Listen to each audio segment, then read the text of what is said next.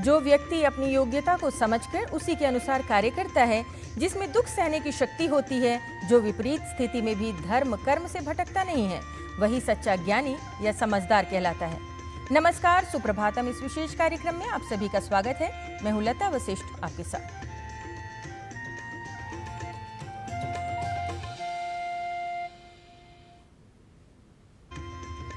न्याय और मेहनत से कमाए धन का दो प्रकार से दुरुपयोग हो सकता है। एक, कुपात्र को दान देकर, और दूसरा, सुपात्र को बुरे समय में या जरूरत पड़ने पर भी दान ना देकर। समय के अनुसार सोच समझकर दान देने से धन वैभव का विस्तार होता है। सुनते हैं आज का पंचांग। आज का पंचांग युगाब्द 5127, विक्रम संवत 2082, शक संवत 1947, उत्तरायण, ज्येष्ठ मास, शुक्ल पक्ष, नवमी तिथि, बुधवार, उत्तरा फाल्गुनी नक्षत्र। आज का दिन सभी के लिए मंगलमय हो। एको धर्मः परम श्रेयः, क्षमैका शांतिरुत्तमा, विद्वैका परमा तृप्तिः, अहिंसैका सुखावहा। धर्म मार्ग को अपनाने से ही अपना और दूसरों का भला होता है। क्षमा ही शांति का सबसे अच्छा उपाय है। ज्ञान ही सबसे बड़ा संतोष है और अहिंसा को अपनाने से ही व्यक्ति सुखी होता है। अब समय है आपको योग मंत्र बताने का, तो सुनिए आज का योग मंत्र।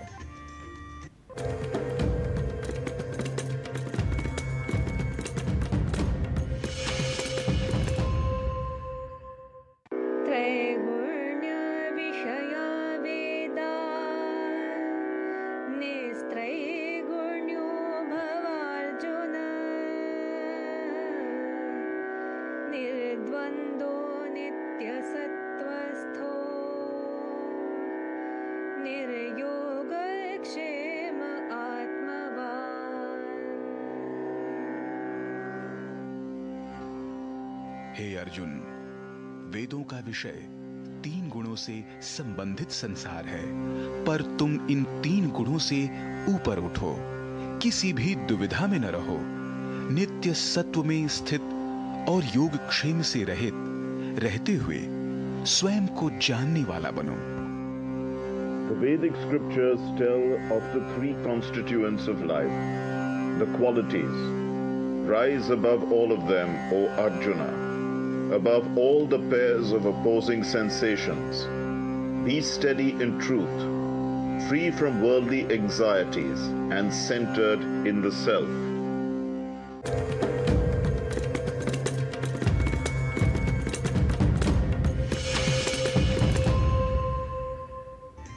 कार्यक्रम में आगे बढ़ते हैं और भारतीय ज्ञान परंपरा के विषय में जानते हैं। योग विद्या भारतीय ज्ञान परंपरा की अक्षय निधि है और आज जिस योग को हम जानते हैं, ये वस्तुतः अपूर्ण है।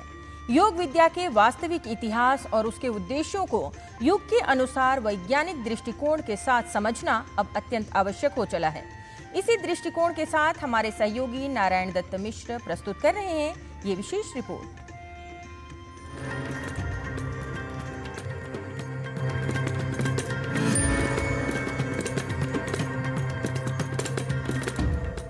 योग एक प्राचीन पर सदैव अद्यतन स्वरूप वाली वह विशेष विद्या जो साधारण रूप से शारीरिक व मानसिक तथा विशेष रूप से आध्यात्मिक स्वास्थ्य को परिभाषित करती रही है।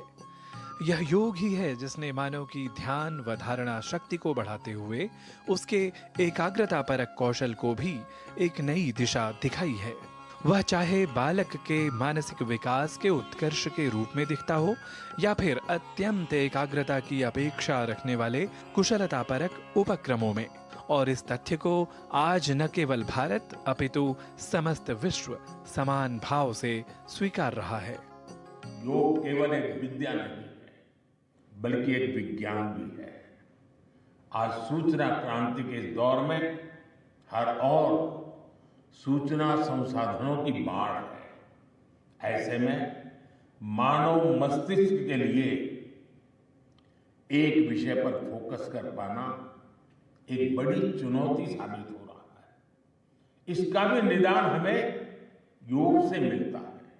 हम जानते हैं एकाग्रता मानव मन की सबसे बड़ी ताकत है। योग ध्यान के जरिए हमारा ये सामर्थ्य भी निखरता है। इसलिए आज आर्मी से लेकर स्पोर्ट्स तक में योग को शामिल किया जा रहा है। स्पेस प्रोग्रेस में भी जो एस्ट्रोनॉट्स को ट्रेनिंग दी जाती है, उन्हें भी योग और ध्यान की ट्रेनिंग दी जाती है। यह सच है कि आज का समाज योग को साधारण रूप से शारीरिक सौष्ठव बनाए रखने वाले एक अभ्यास के रूप में ही सीमित कर देख रहा है, जहां आसन तथा प्राणायाम को ही योग समझकर महर्षि पतंजलि को सर्वप्रथम योग विद्या के प्रवर्तक के रूप में स्वीकारा जाता है। ऐसे में योग के वास्तविक इतिहास को संस्कृत वाङ्मय के सबसे प्राचीन ग्रंथों के आधार पर जान लेना अत्यावश्यक हो जाता है। संस्कृत ग्रंथों से अनेक उद्धरण प्राचीन हमें प्राप्त होते हैं योग के बारे में, जिसमें ऋग्वेद से मेधातिथिकाण्व का मंत्र प्रथम मंडल के 18वें सूक्त में मिलता है, जिसमें कहा गया है साधीनाम योगाम इन्वति, अर्थात योग और ध्यान को एकत्रित करने पर, एक साथ लगाने पर विपश्चित, बहुत विशाल चित्त का मनुष्य स्वामी बनता है। इसके अलावा जब हम आगे बढ़ते हैं तो अथर्ववेद एवं यजुर्वेद में योग के अलग अलग रेफरेंसेस प्राप्त होते हैं, किंतु अष्टांग योग का पहला संपूर्ण उद्धरण हमें योगी याज्ञवल्क्य की स्मृति में इस पुस्तक में प्राप्त होता है, जो कि अभी हाल ही में कुछ वर्षों पहले प्रकाशित हुई है पांडुलिपि में। किंतु संपूर्ण योग को एक विधा के रूप में, एक प्रस्थान बिंदु के रूप में प्रस्तुत करते हैं पतंजलि ईसा पूर्व 2री शताब्दी में। योग के सैद्धांतिक उल्लेखों व उद्धरणों के साथ साथ योग के मूर्त या प्रायोगिक रूपों के विवरण भी हमें पौराणिक व पुरातात्विक संदर्भों के रूप में प्राप्त होते हैं। पौराणिक स्रोतों के अनुसार भारत में योग की शुरुआत त्रेता युग में होती है, जब कृषि एवं पशुपालन की शुरुआत हुई, और हम पाते हैं कि कुछ योगासन पशुओं की अनेक मुद्राओं से प्रभावित हैं। पुरातत्व की दृष्टि से आगे बढ़ें तो हमें इंडस वैली या हड़प्पन संस्कृति में एक योगी पशुपति की मुद्रा प्राप्त होती है, जो कि लगभग ईसा पूर्व 2500 वर्ष का है। वो योगी चिन मुद्रा में, इस तरह की हथेली नीचे के हुए चिन मुद्रा में बैठा हुआ है, और आगे चलकर हम देखते हैं कि इंडस वैली से प्राप्त हुई योग की मुद्राएं आगे बढ़ती हैं, और ईसा से 700 वर्ष पूर्व राजस्थान के बालाथल में हमें दूसरा पुरातात्विक प्रमाण मिलता है, जहां पर एक योगी समाधिस्थ है, वह भी इसी तरह की चिन मुद्रा में। योग के प्राचीनतम व नवीनतम संदर्भों तथा परिपाटियों के आलोक में योग विद्या की वैज्ञानिकता पर भी निस्संदेह अब फिर से युगानुरूप नवीन शोधों की आवश्यकता है। जो सबसे महत्वपूर्ण सूचना हमें दी है पतंजलि ने, वो ये कि परचित्त ज्ञानम, योग के द्वारा दूसरे व्यक्ति के चित्त में उभरने वाले विचारों का अध्ययन हम कर सकते हैं। और भी कुछ दिनों पहले वाशिंगटन यूनिवर्सिटी में एक ऐसा प्रयोग भी हुआ है, जिसमें ब्रेन ट्रांसमीटर और ब्रेन रिसेप्टर बना लिए गए हैं, जिनके द्वारा वो कंप्यूटर्स को इंस्ट्रक्शन दे सकते हैं अपने मन में सोच करके, जिसमें भारतीय वैज्ञानिक भी शामिल रहे हैं। निस्संदेह योग को अब आसन व प्राणायाम की सीमा से उठकर उसे उस वैज्ञानिकता के परिप्रेक्ष्य में समझने का समय आ गया है, जिसके कारण भारतीय ज्ञान परंपरा में योग विद्या का अत्यंत महनीय स्थान रहा है। नारायण दत्त मिश्र, डीडी न्यूज।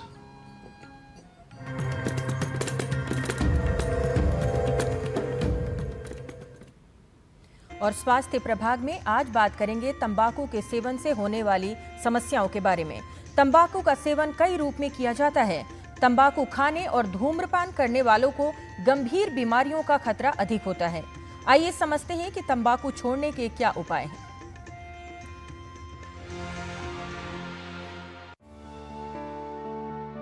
तंबाकू की शुरुआत अक्सर किशोरावस्था या कम उम्र से होती है। किसी भी रूप में तंबाकू का सेवन करने वाले अक्सर इससे होने वाले दुष्प्रभावों की गंभीरता को नहीं समझ पाते। तंबाकू खाने से कई तरह के कैंसर और अन्य बीमारियों का खतरा बढ़ता है। वहीं धूम्रपान करने से पूरे शरीर पर दुष्प्रभाव पड़ते हैं। नशा करने का चीज जो है ज्यादातर एडोलेसेंट्स ग्रुप में ज्यादा देखने को मिलता है, और इन बच्चों में ये नशा करने का आदत जो होता है उसका असर पूरा ज़िंदगी तक रहता है। और ये बेसिकली ये बच्चों में ज़्यादातर इनको पीयर प्रेशर ज़्यादा रहता है, नॉवेल्टी सीकिंग ज़्यादा रहता है, उस दशा में कुछ नया चीज़ करने का शौक़ ज़्यादा रहता है और स्ट्रेस ज़्यादा रहता है, कंपटीशन ज़्यादा रहता है। और जैसे स्कूलों में एक बच्चा को देख के दूसरा बच्चा सीखना, ये सारे चीज़ होता है। धूम्रपान करने पर धुआं सीधा फेफड़ों में जाता है और उन्हें क्षति पहुंचाता है। तंबाकू का धुआं हमारे फेफड़ों में एल्वियोली को नुकसान पहुंचाता है, जिससे रक्त में ऑक्सीजन ठीक से नहीं मिल पाती। तंबाकू के सेवन से या धूम्रपान करने से जो कार्बन तथा टार फेफड़ों में चले जाते हैं, वो फेफड़ों में ही जम जाते हैं, जिससे श्वास लेने में परेशानी होती है। फेफड़ों का कैंसर हो सकता है, कई श्वसन रोग हो सकते हैं और फेफड़ों को क्षति के कारण फेफड़ों में संक्रमण और कई बीमारियों का खतरा बढ़ता है। यहाँ तक कि रेस्पिरेटरी फेलियर भी हो सकता है। बच्चे जब ये शुरू करता है तो उनको लगता है कि मेरे को लत नहीं पड़ेगा, और ऐसे ही शुरू करते हैं। कोई किसी दूसरों का कंपनी में शुरू कर देते हैं, मजाक में शुरू कर देते हैं, बट लेकिन बाद में एक बार आदत होने के बाद बार बार पीने का आदत पड़ जाता है। उनका ब्रेन में ऐसा चेंजेस आ जाता है जिसकी वजह से वो लोगों को बार बार पीना पड़ता है। That is what is called as dependence. और ये डिपेंडेंस एक बार सेट हो जाता है, एक बीमारी बन जाता है। पहले तो आदत और उसके बाद बीमारी। तंबाकू में निकोटिन, टार, बेंजीन, आर्सेनिक, क्रोमियम जैसे कैंसर पैदा करने वाले तत्व पाए जाते हैं। तंबाकू के सेवन से अनेक प्रकार के कैंसर हो सकते हैं। तंबाकू के दुष्प्रभाव धूम्रपान करने वालों को ही नहीं, बल्कि उनके आसपास रहने वाले लोगों पर भी होते हैं। यदि आप किसी भी रूप में तंबाकू का सेवन करते हैं तो जानिए कि तंबाकू को छोड़ने के उपाय क्या हैं। जैसे दूसरा डिपेंडेंस बीमारियां जो से नशा करने वाला जो है, ऐसे ये निकोटिन का भी डिपेंडेंस जब भी होता है तो इनका ट्रीटमेंट काफ़ी अवेलेबल है। हम लोग उसके लिए दवाई भी ज़रूरत पड़ता है तो देना पड़ेगा। और सबसे पहले उनका विलिंगनेस, मतलब मन करना चाहिए, कि मन कर लेना चाहिए कि मैं बंद करूँगा, नहीं पीऊँगा। जैसे वो नहीं पिएगा, कुछ विथड्रॉल सिम्टम्स हो सकता है, उसके लिए कुछ दवाई ज़रूरत पड़ता है। कभी कभी सब्सटीट्यूशन थेरेपी कहते हैं हम, मतलब हार्म रिडक्शन भी हो सकता है। मतलब ये जो सिगरेट स्मोकिंग के बदले में उनको कोई च्युइंग गम देते हैं, कोई दवाई दे देते हैं, ताकि उसका जो बुरा इफ़ेक्ट जो होता है निकोटिन के साथ साथ जो भी है वो उसका कम कर सकते हैं। और उसके बाद दवाई की भी ज़रूरत पड़ता है, साइकोथेरेपी का ज़रूरत पड़ता है, और इंटरवेंशन, साइकोलॉजिकल इंटरवेंशंस भी प्लान करते हैं। तो ऐसा करने से बच्चों में ये बीमारी दूर करवा सकते हैं। स्मोकिंग ऐसा चीज़ है कि एडोलेसेंट को एक सोशल सिंबल हो सकता है और स्टेटस सिंबल हो सकता है, बट लेकिन साथ साथ में उसका बीमारी और इसका इफेक्ट ऐसा होता है कि फिजिकल बीमारियां हो सकता है और साइकेट्रिक बीमारियां भी हो सकता है, उनका रिलेशनशिप प्रॉब्लम्स भी हो सकता है। ये सब मन में रख के बंदा ये सिगरेट से कितना दूर रहेगा तो उतना अच्छा रहेगा। तो आज से ही तंबाकू को छोड़ने का प्रण लें। तंबाकू छोड़ें, सेहत चुनें। किरण भारद्वाज, डीडी न्यूज़।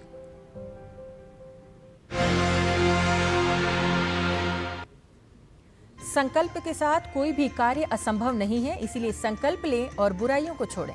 अब कार्यक्रम में समय है एक ब्रेक का। ब्रेक के बाद जल्द लौटेंगे। अब देखते रहिए डीडी न्यूज़।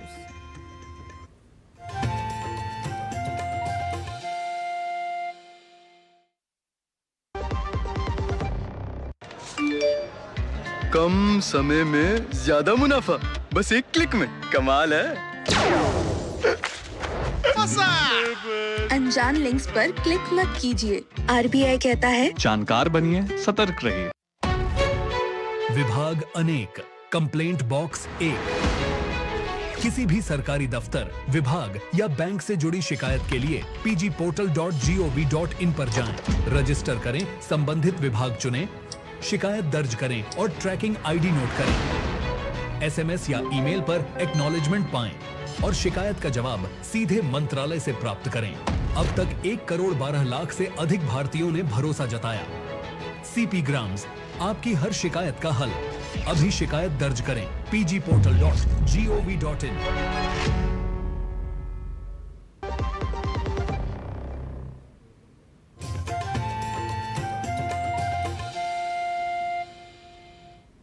ब्रेक के बाद आपका पुनः स्वागत।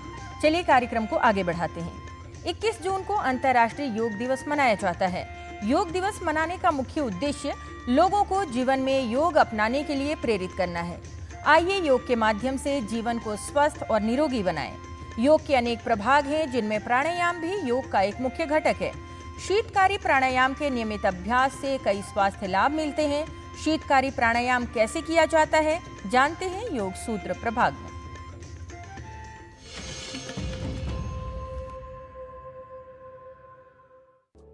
नमस्ते, मैं हूं आचार्य प्रतिष्ठा। प्राणायाम का अभ्यास हमें स्वस्थ तो रखता ही है, हमारी एजिंग की प्रोसेस को भी स्लो डाउन कर देता है। इस वर्ष तो भारत सरकार हरित योग सेलिब्रेट कर रही है कि हम योग तो करें ही करें, प्रकृति का संरक्षण भी करें, ये अत्यंत महत्वपूर्ण है। आज गर्मियों का एक रामबाण प्राणायाम सीखने जा रहे हैं, जिसका नाम है शीतकारी प्राणायाम। पेट की गर्मी, पित्त से जुड़ी समस्याएं, स्किन से जुड़ी समस्याएं, हृदय रोग और ब्लड प्रेशर को तो रेगुलेट करता ही करता है। उसी के साथ आपकी ओरल हेल्थ और विशेष रूप से जिन लोगों को दांतों में तकलीफ होती है, जिनको गम्स में तकलीफ होती है, टीथ प्रॉब्लम्स होती हैं या बैड स्मेल मुंह से आती है, उनके लिए भी बहुत बहुत लाभकारी है। कैसे करना है, ध्यान से समझिए। आसन सिद्ध करके बैठेंगे, हाथों को ज्ञान मुद्रा में ले लेंगे, नीचे के दांत और ऊपर के दांत आपस में मिला लेंगे। इस तरह से गम्स को मिलाना है। इस स्थिति में आ जाएंगे। इस स्थिति में मुंह को ला करके मुख से सांस भरना है।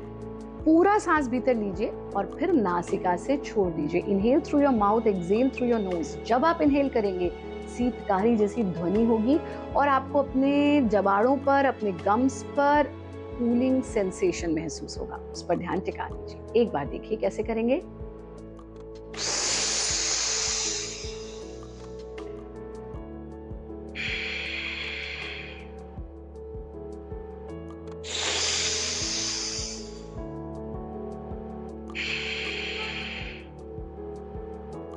कुछ रिपीटिशंस के बाद विश्राम की स्थिति में आएंगे, आंखों को खोल लेंगे। शीतकारी प्राणायाम का अभ्यास आप 5 रिपीटिशन से शुरू कर सकते हैं, धीरे धीरे 10 तक ले जा सकते हैं। अति सर्वत्र वर्जयेत, excess of everything is wrong. अति नहीं करनी है, शरीर की क्षमता के अनुसार अभ्यास करना है। अगर आप बहुत ठंडे स्थान पर हैं या टेम्परेचर बहुत ठंडा है तो फिर इसे हमें अवॉइड करना चाहिए। आप हमारे साथ जुड़े रहें, योगी बने, उपयोगी बने।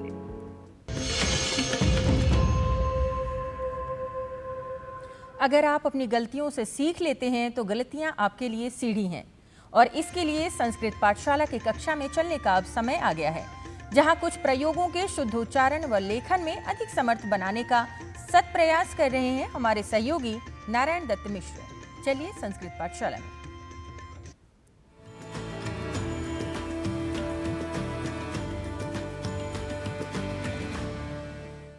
सर्वेभ्यः संस्कृत पाठशाला प्रेक्षकेभ्यस्तु मम नमः।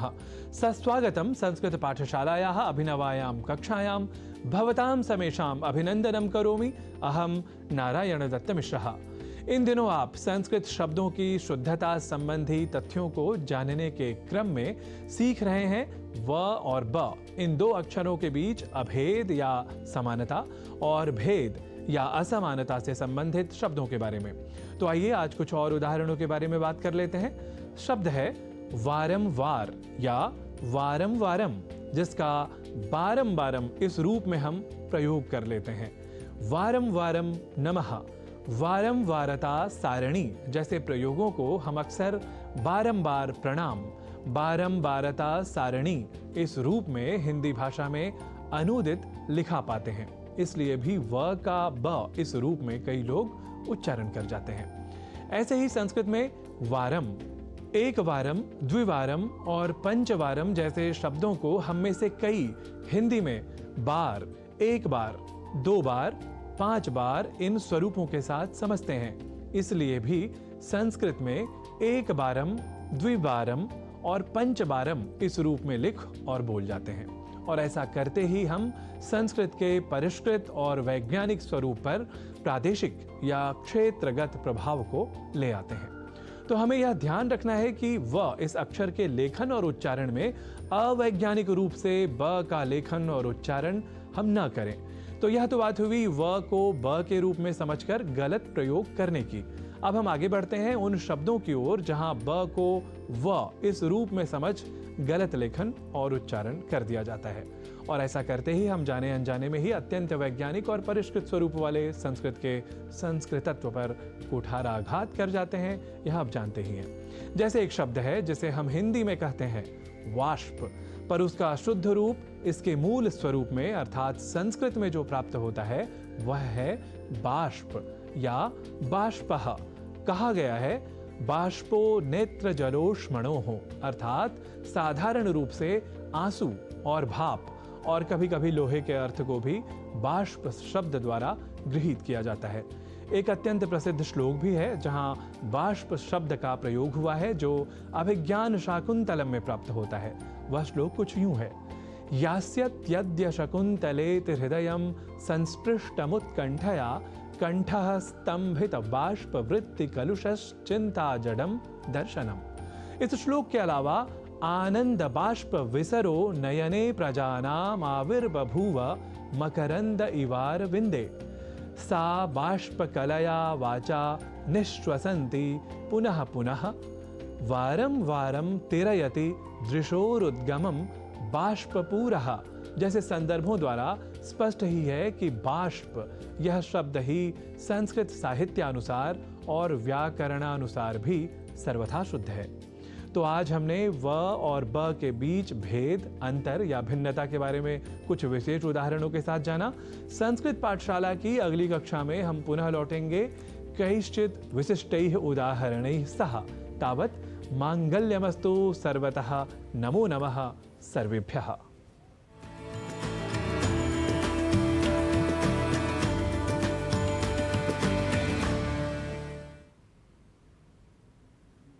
स्कूल जहाँ से शिक्षा प्राप्त होती है और घर जहाँ से शिक्षा प्राप्त होती है। स्कूल एक विरासत है, जहाँ से शिक्षा प्राप्त करने का एक विरासत स्कूल होता है, और इसी के माध्यम से देश में स्कूली शिक्षा को बढ़ावा देने के लिए अनेक प्रकार के जो गतिविधियाँ चलाई जा रही हैं, उसी पर देखिए हमारी ये विशेष रिपोर्ट सकारात्मक प्रभाग में।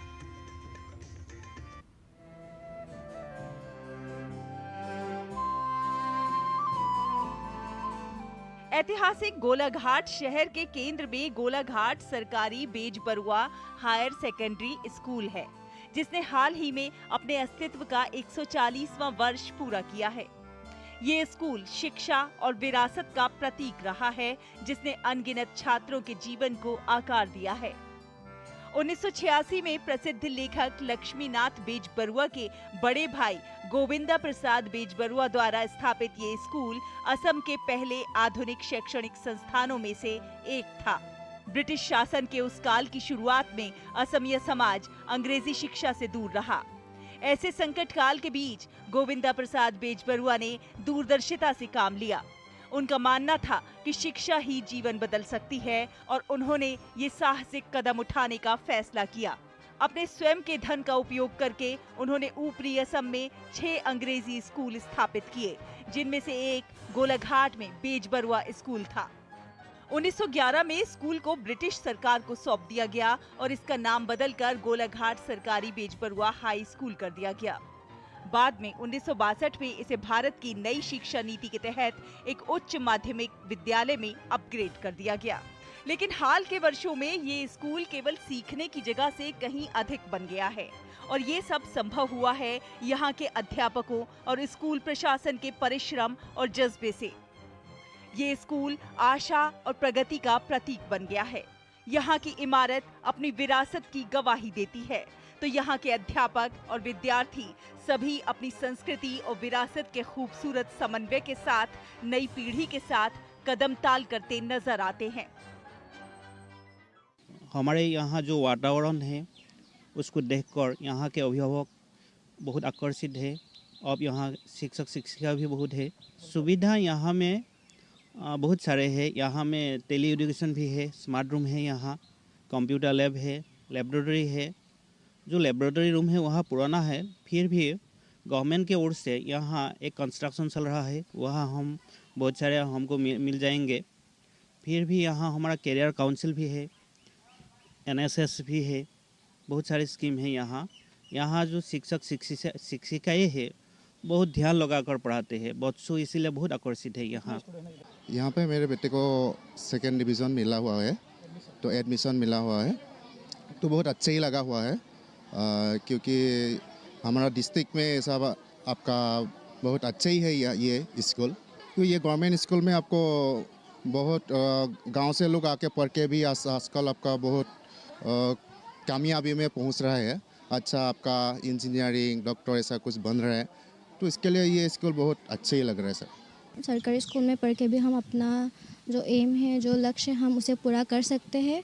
प्राइवेट स्कूल से भी ज़्यादा अच्छे से इधर पढ़ाया जाता है। टीचर्स अच्छे से पढ़ाते हैं, अच्छे से सिखाते हैं। जो कुछ भी हमें समझ में नहीं आता वो दोबारा हमें समझाते हैं, दिखवाते हैं। सब कुछ अच्छे से पढ़ाते हैं, सब कुछ सुविधाएं हैं, अच्छी कक्षाएं हैं, टीचर्स अच्छे हैं। ये स्कूल बहुत पुराना है और बहुत अच्छा है। ये गोलाघाट का सबसे अच्छा स्कूल है, इसलिए सब लोग इसी स्कूल पे आते हैं नाम लिखाने के लिए। यहाँ पर खेलने के लिए हमारा एक प्लेग्राउंड है और जो पढ़ाई का जो सिस्टम है वो बहुत ही अच्छा है। ये गोलाघाट का नंबर 1 स्कूल है। आज ये स्कूल नए विकास के साथ खड़ा है। स्थानीय लोग 1911 में चीनी शिल्प कौशल द्वारा निर्मित पुरानी इमारत को अभी भी संजोते हैं और आशा करते हैं कि इसे एक विरासत स्थल के रूप में संरक्षित किया जाएगा। यहाँ छात्रों का चयन उनके कौशल के आधार पर किया जाता है।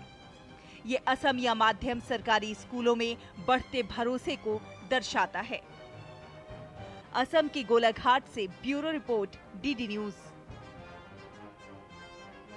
माता, पिता, अग्नि, आत्मा और गुरु, इन्हें पंचाग्नि कहा गया है और इन 5 प्रकार के अग्नि की तन मन धन से सेवा करना तीर्थ के समान पुण्य देने वाला बताया गया है, जबकि इनकी उपेक्षा करने से व्यक्ति की हानि होती है। आज हमारे कार्यक्रम में इतना ही। हमें हमारी पूरी टीम के साथ दीजिए अनुमति। नमस्कार।